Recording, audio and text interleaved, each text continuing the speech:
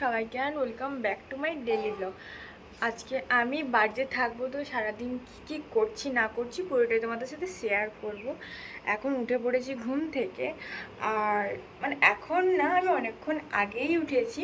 তো ঘুম থেকে উঠে একটু শুয়ে শুয়ে ল্যাদ খাচ্ছিলাম, যেটা স্বাভাবিক খাওয়া। এক সপ্তাহের পর ছুটি থাকলে যেটা ল্যাদ খায় সবাই, সেটাই খাচ্ছিলাম। আর এদিকে দেখছি পাপান উঠেছিল, জেগেছিল, এক্ষুনি ঘুমিয়ে গেছে। তো চলো পুরো ভিডিওটা দেখতে থাকো। এবারে নিচে যাব, দাদু এসে ডাকলো, নিচে যাব, দেখি কি খাবার এনেছে নাকি।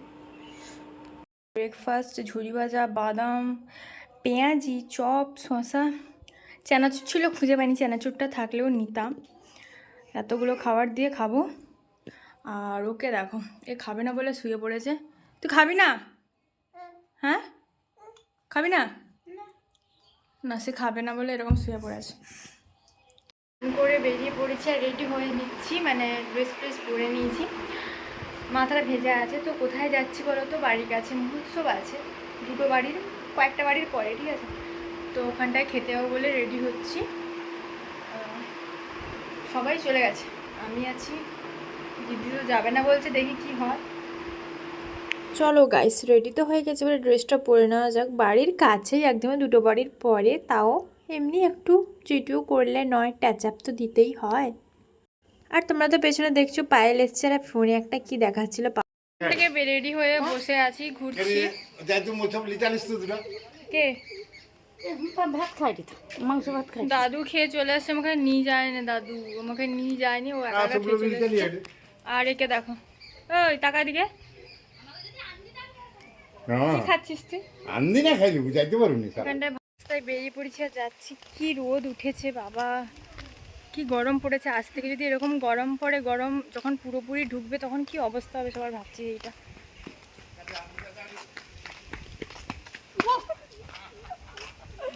পেছনে দেখো কি করছে ওরা।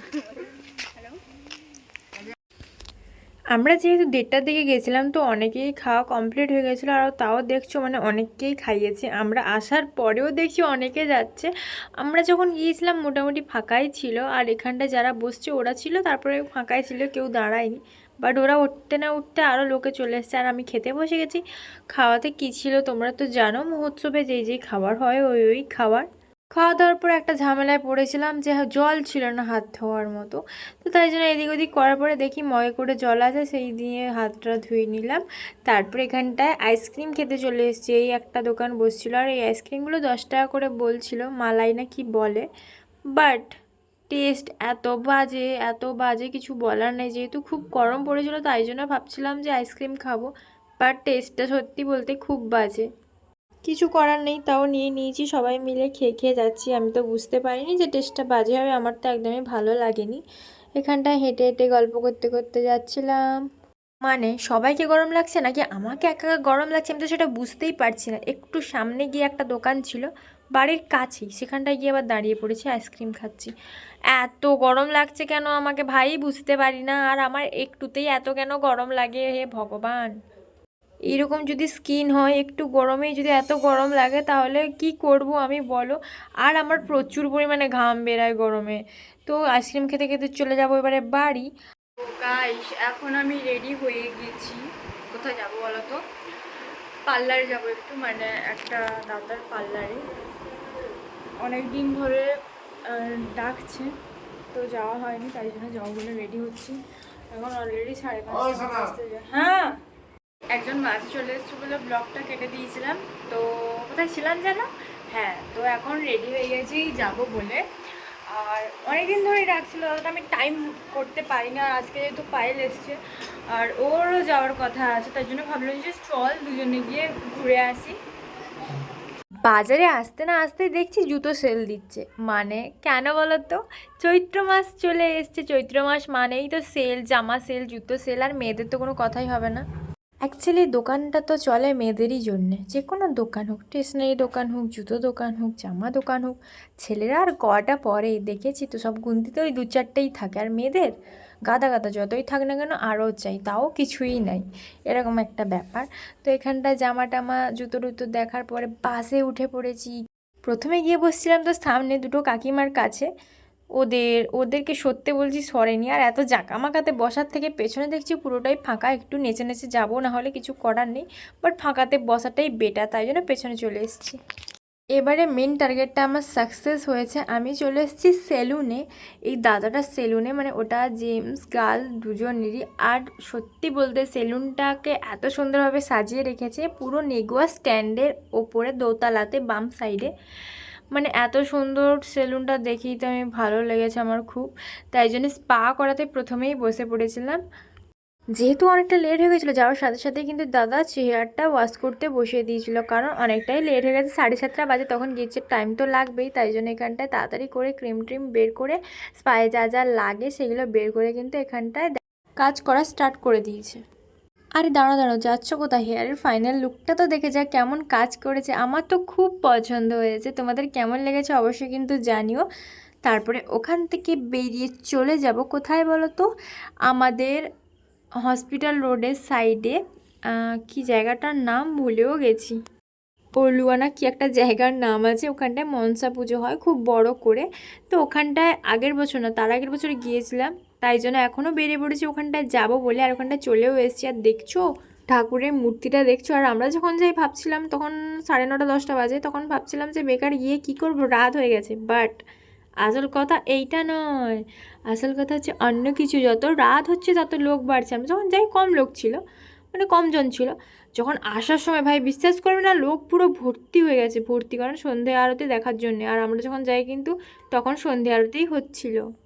আর মেলায় যাব, মেলায় ঘুরবো না, ফটো তুলবো না, তা কি কখনো হয়? তাই জন্য কিন্তু সাইডে চলে গেছিলাম, লাইটিং টাইটিং দেওয়া ছিল ওখানটা, কয়েকটা ফটো তুলবো বলে। আর সত্যি বলতে কি আমার একটু না লজ্জা লাগে সবার সামনে ফটো তুলতে।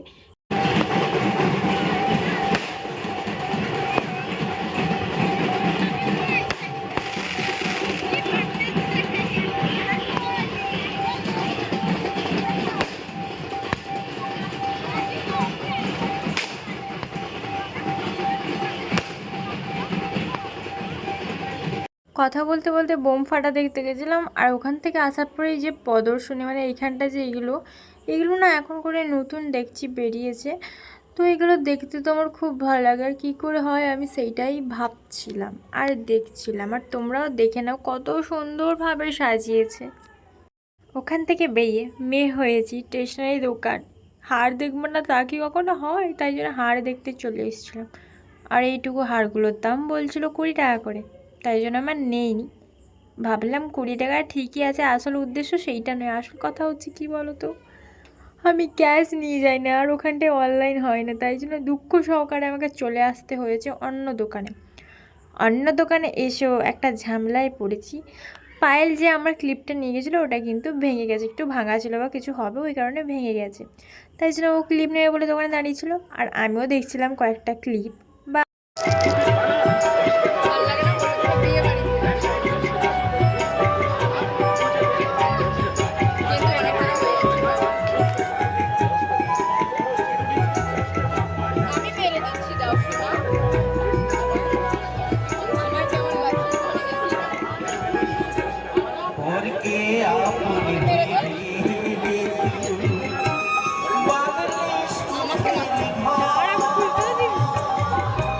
মেলায় এসেছিলাম, আর মেলা থেকে গান হচ্ছে, শোনো।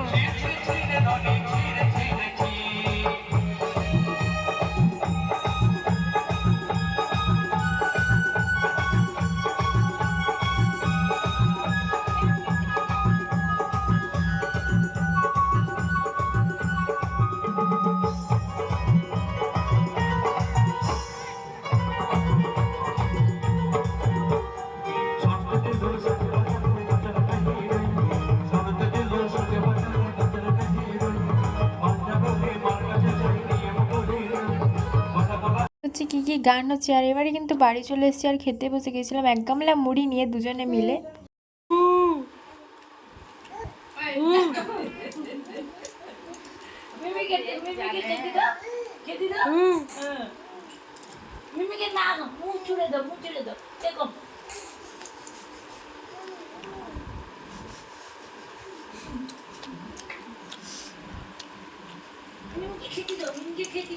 এক গামলা মুড়ি নিয়ে বসে গেছি দুজনে খেতে। খাওয়া শেষ আমাদের। পুরো ভর্তি ছিল, খাওয়া শেষ।